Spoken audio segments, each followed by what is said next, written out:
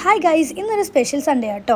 ഞാൻ ആദ്യമായിട്ടാണ് ഇങ്ങനെ പ്രോഗ്രാം കോർഡിനേറ്ററും അതുപോലെ ഇവൻറ്റ് മാനേജറൊക്കെ ആയിട്ട് പോകുന്നത്. അപ്പോൾ എൻ്റെ ഫസ്റ്റ് പ്രോഗ്രാം തന്നെ ഡിമോറ ഹോട്ടലിൽ വെച്ചിട്ടാണ്, അപ്പോളോ ഡിമോറയിൽ വെച്ചിട്ട്.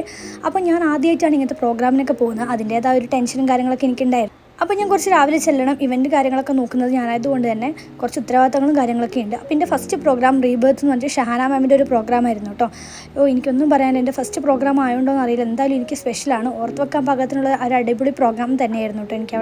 ഗൈസ്, അതുപോലെ സ്റ്റേജ് ഫിയറൊക്കെ നല്ലോണമുള്ള ഞാനായിരുന്നു കേട്ടോ. ഇന്നലെ ആ പ്രോഗ്രാം അറ്റൻഡ് ചെയ്ത പിന്നെ ഒരു പ്രത്യേക ഒരു കോൺഫിഡൻസ് ഒക്കെയാണ് എനിക്ക് കൂടിയിട്ടുണ്ടായിരുന്നത്. അപ്പോൾ എന്തായാലും എൻ്റെ ഫസ്റ്റ് പ്രോഗ്രാം തന്നെ അടിപൊളിയായിരുന്നു.